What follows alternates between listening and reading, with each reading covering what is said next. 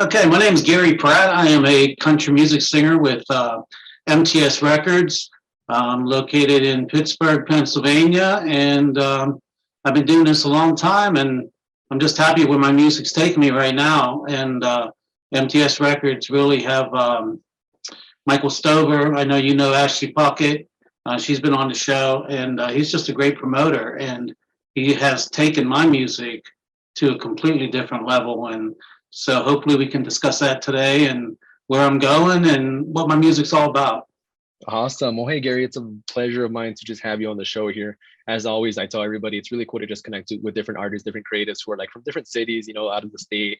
We've interviewed people from different countries, and it's cool to just connect virtually here and just talk about creativity for a while, art, things like that. And so let me just give my quick introduction. Hey, guys, my name is Isaac Hernandez. I'm your host for the Past Critics podcast show.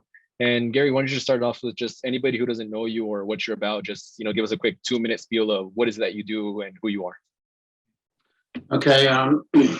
I started doing music with bands when I was like 15, 16 years old, and always wanted to have a record deal and win that award out there. And there wasn't a night or that when a country music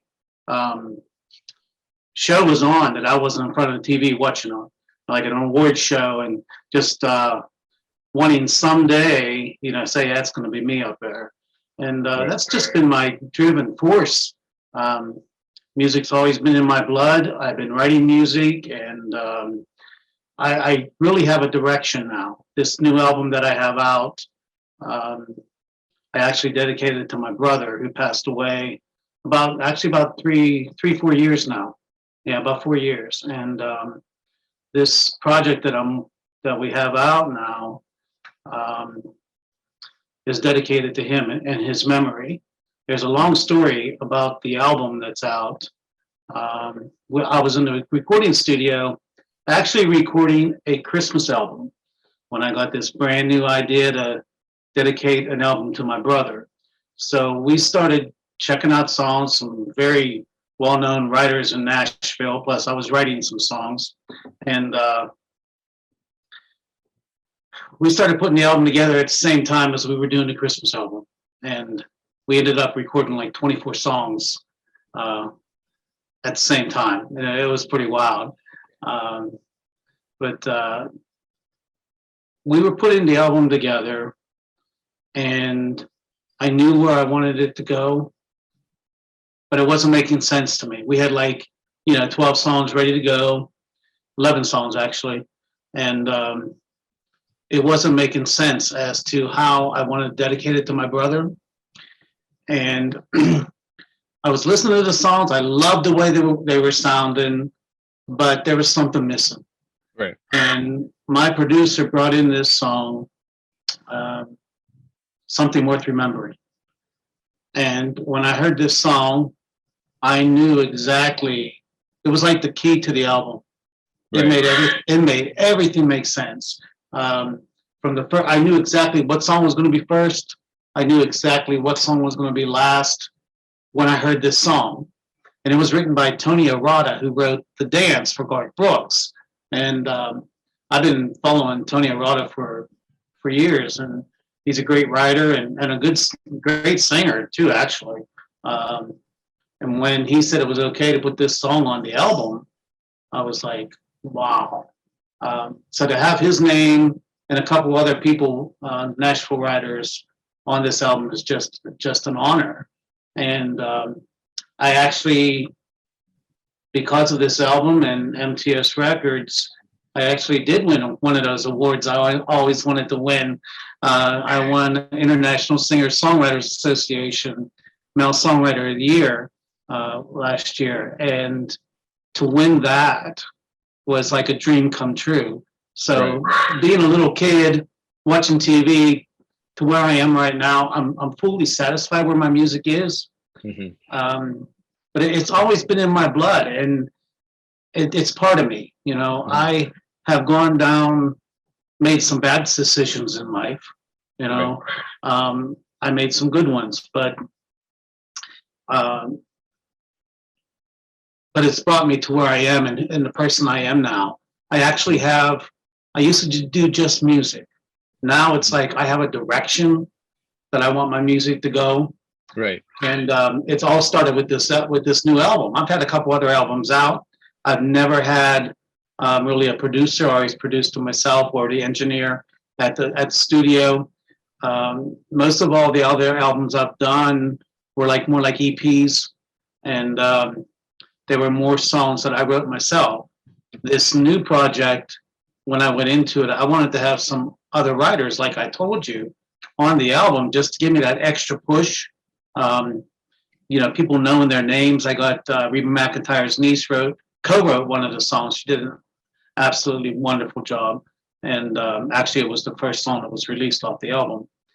But like I said, to go from being that little kid, always wanting to do music, and going through college, and I moved to Nashville for a while, and came back, and I was actually a little bit disgusted with music when I came back from Nashville, just because you hear so many no's.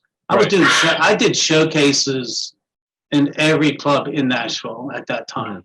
And it's just no. And I came back and I was like, maybe I don't want to do this anymore. Right. And so I quit for a while, and about a year. And, something just told me on the inside, or maybe I heard it somewhere, but I felt it in my heart that if there's something that makes you happy, like it made me happy. It was part of who I am. Mm-hmm. And I sort of lost myself that year, and I started writing again, and I figured if I had to just sing in my basement the rest of my life, it would have been okay, as long as I'm happy, and someone had asked me what I'm going to be doing, 2 years, 5 years from now. It doesn't matter where I'm at or what I'm doing. I know I'll be singing. So it makes me happy. So I started singing again after that year, and I started getting a lot of gigs, and I actually started another business that in Pittsburgh here that actually financially does very well, and it gives me the backing to do music, because it takes money. You gotta pay your all your rights for your songs. You got to pay your musicians, your producer, the studio time. And I wouldn't have been able to do that if I wouldn't have moved back to Pittsburgh and started this business. It's a shop in Greensburg, Pennsylvania.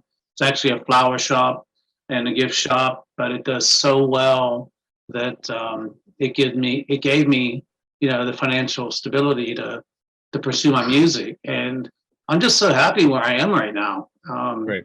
And, I just hope people are hearing my songs. I'm getting airplay. I was #1 on the iTunes chart in South Africa. I don't know how that happens, but it does. There was some TikTok kids too. They grabbed onto some of my music, and they've been doing some different things actually in Mexico on TikTok with some of my songs, and that's awesome. It's real compliment, and I'm happy where I'm at right now, and I just want to keep growing. No, I kind of want to just touch back on the whole story, and I guess you gave us a really good spiel of kind of how you started to where you're at right now, and all the stuff. Kind of, you briefly mentioned kind of the stuff you kind of went through, but I want to kind of touch on those a little bit more. Let's do it. I keep rambling, and no, you're completely fine. I just start going. I don't even know what I'm saying half the time. No, that's a perfect way to just keep this going. And so I guess kind of the first thing that popped into my head while you were talking about all that was what. I guess it's two different questions. What first kind of got you really into music? Was it as a child that you found your passion in music, or how you said it was just a natural thing that came to you? And then what is your music more about? If I were to ask you, describe your music to me, what do you mostly just describe your music as? Okay. I've always, when I was, like I said, a kid, I was probably dancing before I could sing or talk. It's always been in my blood. I remember going to a picnic party type thing with my family, and my cousin was actually playing in a band. I might have been 10 years old, and all the other kids were out there running around playing their games, and I was sitting in the garage where they had all the food and the band was playing, and I didn't move. And I knew right then, I said, when I grow on the way home, I told my parents, I remember telling them, when I grow up, I want to be in a band, Yeah. And And were your parents like supportive of that decision? Because I know a lot of artists. 100%. When I about 15 years old, I was they advertised, they got players for me. We practiced at our house. There was always music in our house. And 15, 16 years old, on the weekends, I was out playing in clubs because most of all the people that were in my bands were like 21 and over. And that was actually a benefit for me because I got to play in places that if I just played with kids my own age, we wouldn't have been playing. I wouldn't have been playing in that environment. And I learned so much, not just from them, but from people and interacting with people, which was great at that age. Also on the weekends, occasionally, well, pretty much every weekend, if I wasn't playing, my parents, we would go to this camp called Paradise Park, and it was a country music park. And after the owners got to know us pretty well, I was opening up for people like Crystal Gale and back then, and I was young, and it's just, I just always wanted to. It's just like I said, it's part of my being. And I don't know. I just think God put that in my heart, Yeah. And I just feel that this is what I'm supposed to be doing. And the other question was, where my music, what does it actually? How do I describe it? Okay. Like, what does it mean to you? Like, when you're writing your music and you're creating your music, like, how do you describe it? What is the meaning behind your writing in the music? Yeah. Okay. I really did not know where my music was going until pretty much this album. Even though the other albums have, I look back now and I see the tendency of the same story. I like to take negative situations and turn them into positive situations.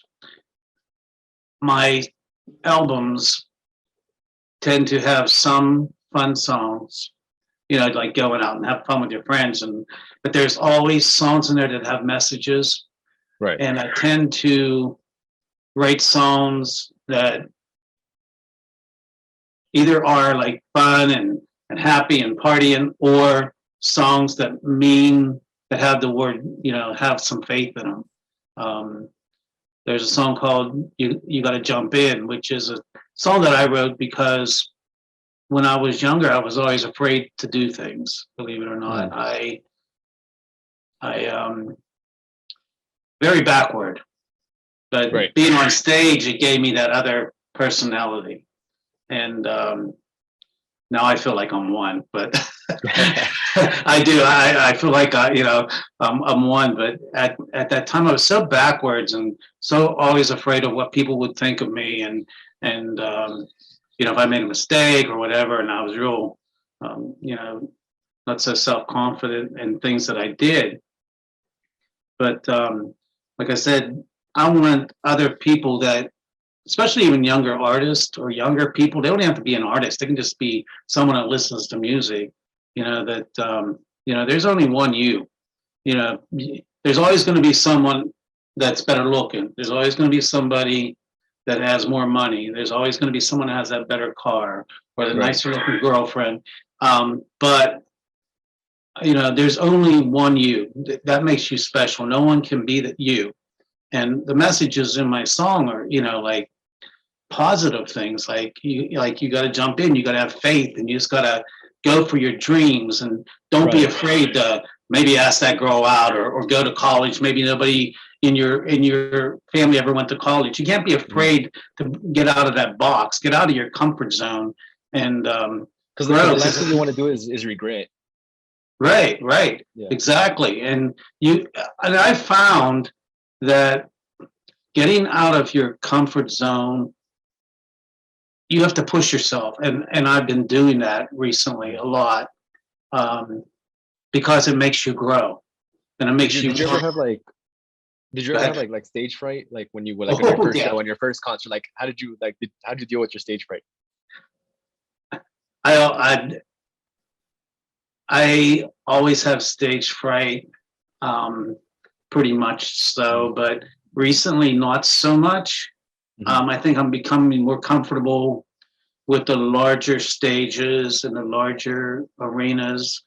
Um, and I haven't been as nervous as I have been in the past. I can Right. tell you one story here. I was doing a Christmas concert with a Christmas album that I put out a couple years ago, and I was extremely nervous. I produced the whole show. It was basically me and a girl singer of mine, and I had some kids on the show. But I produced the whole thing, including the staging, the lighting. I mean, everything. And I got so scared to go out on that stage the first time. And the walk out, I'm like, okay, now I got all this done. Why did I do this? You know, why did I put Right. myself in this situation? I should have never did this. Right. But I was telling my nephew earlier that week. I said, they say if you find a penny from heaven, and my brother passing away, I said that means maybe he's around, Right. and he said to me, he might have been 10. He said to me, you know, my nickname's Chip, so I'm Uncle Chip, and he said, Uncle Chip, he goes, when you find a quarter, that means God wants to talk to you. And I was like, no, it does. He goes, yeah, I guess because it says about God on the coins. So I was so scared to get on stage, and I looked down and there was a quarter laying on the floor. Wow. Yeah, and I said, okay, so I'm going to be okay. So the show was fantastic, but yeah, I do get stage fright, and I just have to get out of that, get out of my comfort zone Mhm. and say, hey, you know what? I'm going to grow because of this. Mhm. And Well, I really like the reasons behind like the way you're involved in music in general, like the reason why you're involved in it.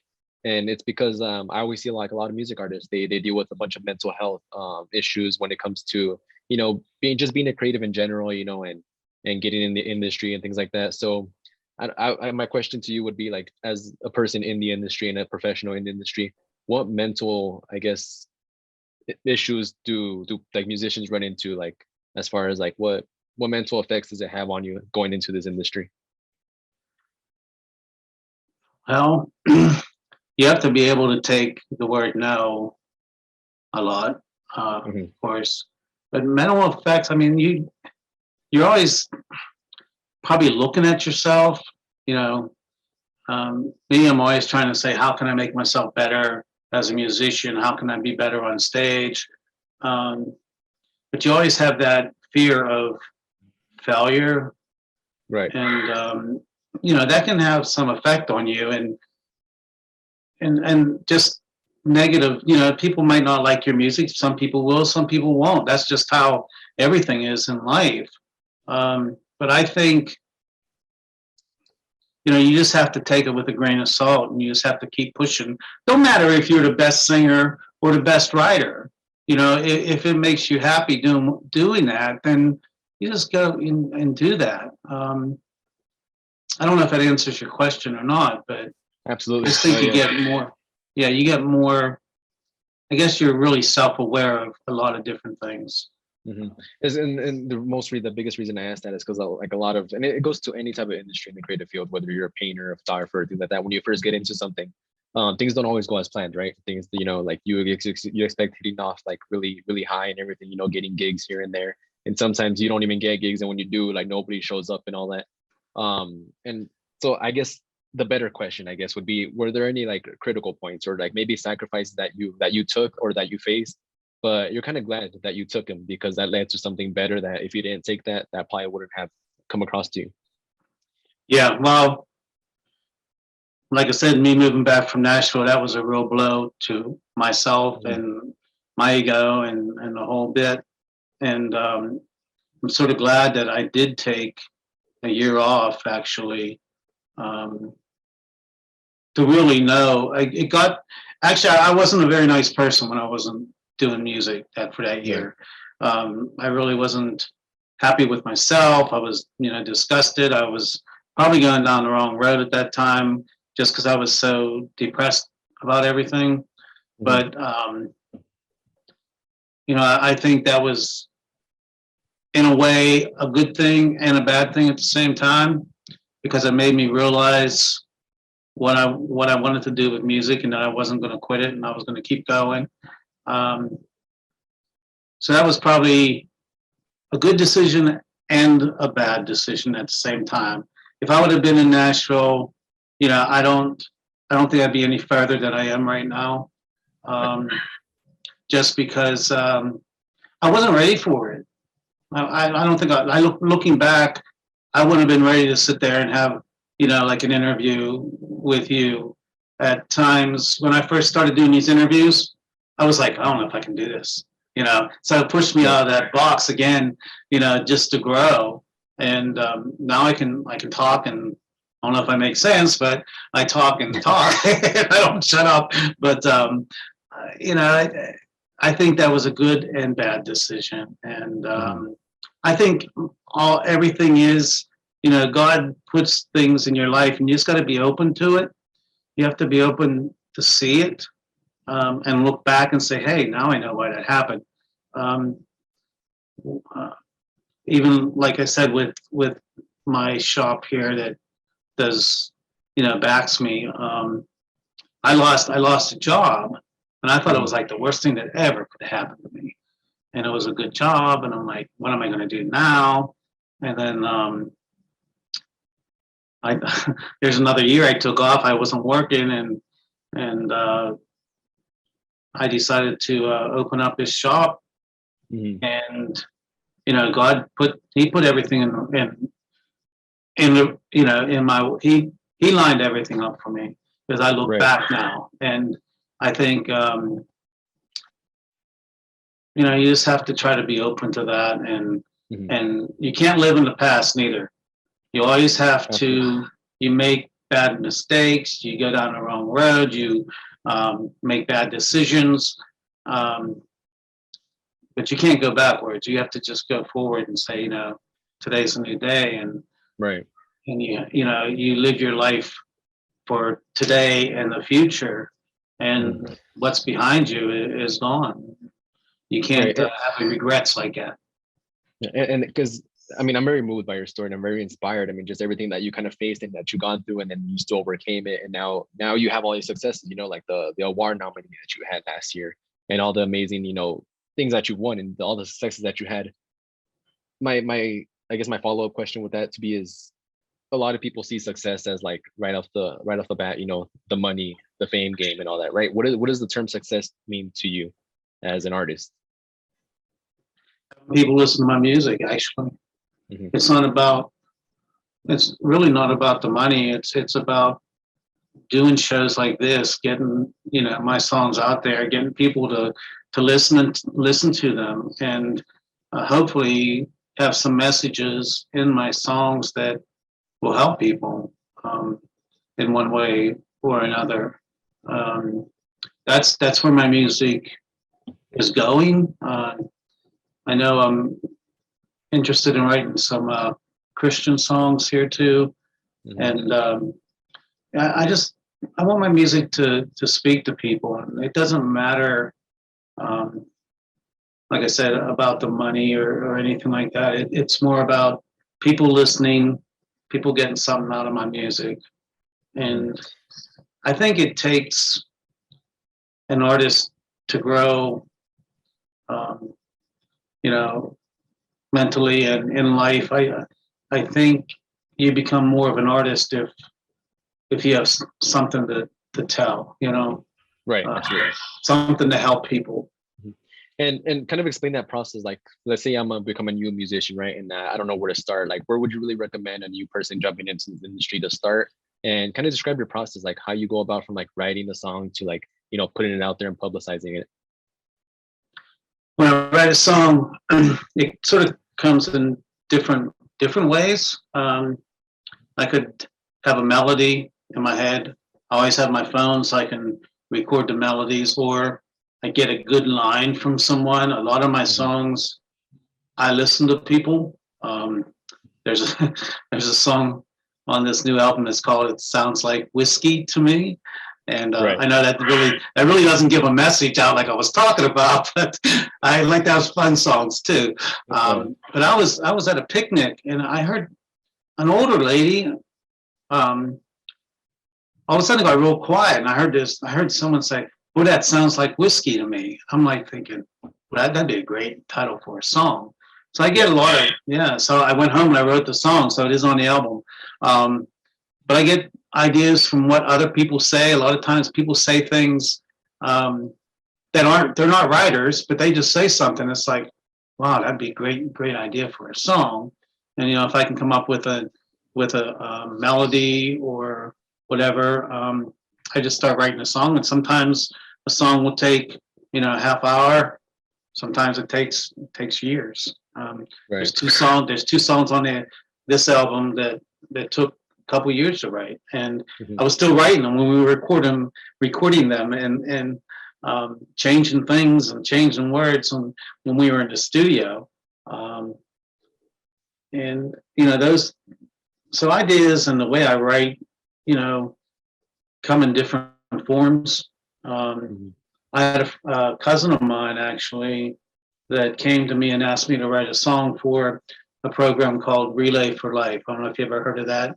It's it's a fundraiser for Cancer Society and cancer research. And she was doing a video for this program, and she wanted a song written for it. And she came to me, she goes, "Can you write a song for Relay for Life?" And I was like, "I can try, but I don't know about this, So I was working on it a little bit, and one night, and I put it down and went to bed. I woke up the next morning, and the whole song was in my head. I had the whole thing. So it comes in different methods. Songs come to you. Also, writing with someone is great too. Yeah, and then that's the one thing I was going to ask you is, well, I guess the first thing I'm going to ask you is like writer's block, and like, because sometimes you don't write, like how you said, for like a year or two. Writer's block is a big thing, for anybody, even for painters too, when they're painting and stuff. Like sometimes you just don't know what to paint. Like, have you ever gotten writer's block? How have you dealt with it? Yeah, I guess I have. There's been periods I haven't written, but I don't sit down. I don't write every day. But last July,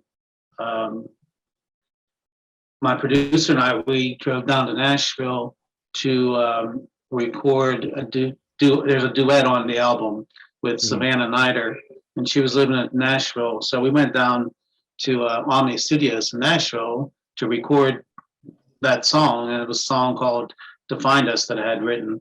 And I think if someone gets writer's block and they write country music, I think you just need to go to Nashville, because as soon as you're driving into Nashville, you get those creative juices flowing. For some reason, it's like magic, down there. Nashville's like the city of music. It was just like, this magic just comes over you. It's like, I sat in my room actually pretty much most of the time. That's when the pandemic was hitting, and it was pretty. All the streets were empty in Nashville, which was really weird seeing that. So most of the time, I was in the hotel room or by the pool, and I was just writing songs, and they were just coming out, and but when I get home, and I got other things in life when you're at home. This is not just my full-time job. So other things come into play, and you don't get to write as much. But when I'm on vacation, or I tend to, my mind goes to writing a lot more. I guess because I'm more relaxed, not so much responsibility going on.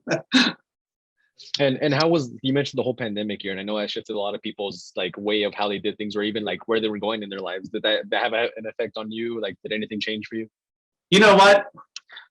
Like I said, I always try to think of the positive side of things. And actually, when the pandemic was, first starting and everything, and we were shut down at different places and that, I was actually working on this album. So it actually I'm not going to say a blessing, but it gave me time to concentrate on my album and going into the studio. There was only just a few of us in the studio, and we worked on it a couple days a week actually. And like the musicians really weren't going out and playing. They had all this time to put into the album. And my friend Adam Ernest did most of all the music tracks. He's just absolutely awesome. He's an artist in his own right. He's actually with Sony Records. Doug Casper is the engineer, and Brian Cole, my producer. But we just concentrated on the album. So I really was happy. I really wasn't out playing and doing gigs, because it gave me more time to concentrate on the album. Right. And I always ask this silly question. It's like, if music never existed, right? Like if music was never a thing, what would you be doing? Like, what's the second thing? I would guess I'd just be running my business. If music didn't exist, either that or I'd be in an insane asylum. I don't know. Right. I mean, what are we all? Music has helped me through a lot of different things, including, this album. Like I said, it was dedicated to my brother, and it has helped not just me through the grieving process, but it's helped my parents, and they see how well the album's doing, and they're really proud of where I am right now, and they're proud that, and I know my brother's proud. He's looking down on us, knowing he was like a family person. That was his main thing, and I know he's proud of his name being on that album, because he would most of the times would be out there at my gigs anyhow, and this is sort of a funny story. No, not funny, but it's a true story. Now that I look back on it, some of the places I played weren't always the best, some rough places. But I sort of look back now, and my brother was a big guy, and I'm not. And he would show up at some of these places, and I'm like, "What are you doing here?" So I just come out to hear you sing. And now I look back on things, I'm like, I think it was there to make sure I was okay. Right. But because when you're first getting started, it's like you want to do shows anywhere you can, right? It's kind of like that. Yeah, I still do that. I don't care if it's a small venue or a large venue. I want to get out there and people hear my music. We do have CDs, even though people can get all my songs online at all the media sites. But I like interacting with the people, not just when I'm up on stage, or I'm not just up on stage, but I'm out in the audience too. I'm out there, and I watch the people. I sort of, when you're up on stage, you can see everything that's going on, and you can comment on things and bring people into your show. It doesn't matter if it's a small venue or a large venue. It's just the people, or a festival. It's seeing the people's reaction to your music, and when you see someone singing your songs off your album out there, that's just a big compliment too. And it's just all about sharing it with people. Doesn't matter where it's at or what you're doing, but I'm happy to do any kind of shows. It don't matter. And just throwing these last, I guess, 3 questions I have is, before we end the show, is we talked a lot about like the business side of music, right? And like the way you've been able to do things and manage around stuff. As a new artist himself, everybody has the talent, right? Everybody has, amazing, gifted, singing talent, things like that, playing an instrument. But how do you move around getting into the business side of stuff? Like, how was it for you when you first got your first publication? How did you market your music, things like that? There's a lot to the business side of music that I didn't really know about until I got my last producer and all that. It's pretty amazing, and you sort of have to learn it on your own. You're getting all your rights for your songs, if that's what you're talking about. Getting everything copyrighted. You want to have them copyrighted.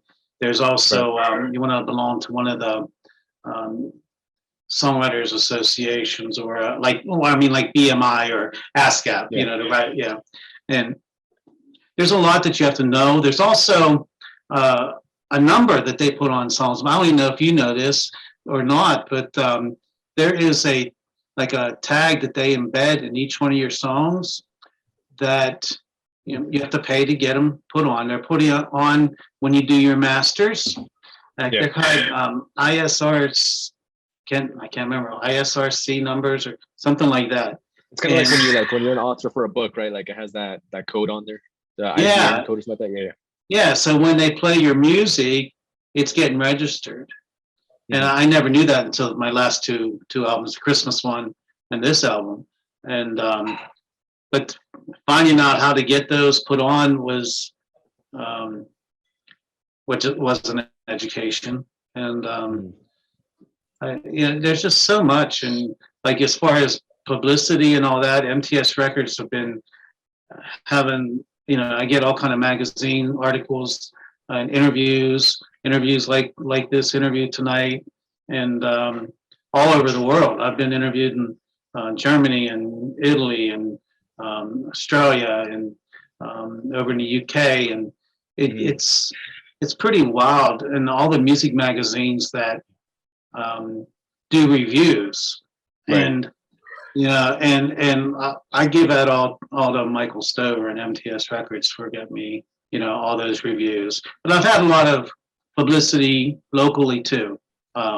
Very, local newspapers, local magazines that have, interviewed me about the music and all that. In fact, I just was interviewed in Wall Street Journal, actually.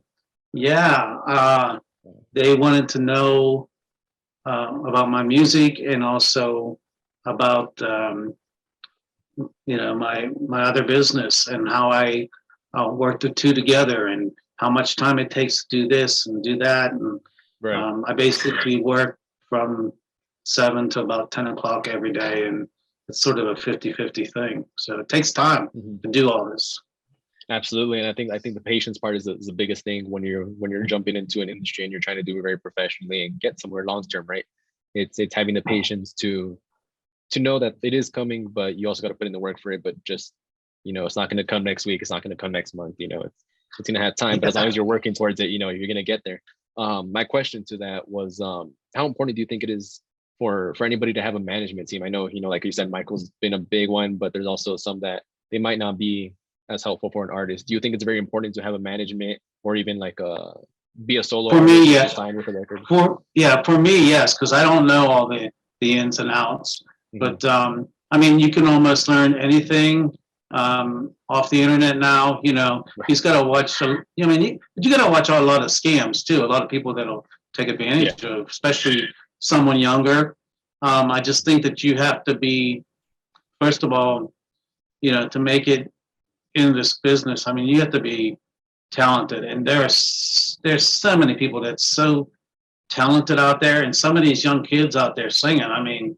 They just blow you away. But I think it's very important to have someone guide you, but it's got to be the right person. It's hard. You got to look at their background. Who is this person that's going to promote you, and what have they done for other people? I think that's what you should look into before you jump into anything. Get on the internet, ask about, maybe get involved in different types of associations, musician associations, groups, and like the International Singer-Songwriters Association, Nashville Songwriters Association, and get their feedback too, because they'll answer your questions. But I think it's very important to get someone to promote you, and if you can get someone to back you, that's even greater. But that doesn't always happen. And would that be the same as kind of like signing to a record label? Like, would you recommend getting into a record label or going as a solo artist? It's hard to get on a record label. You have to be so good and ready for it. It's just not the singing and the writing. You have to be able to perform and, do a show. I mean, it's very hard to get someone to listen to you.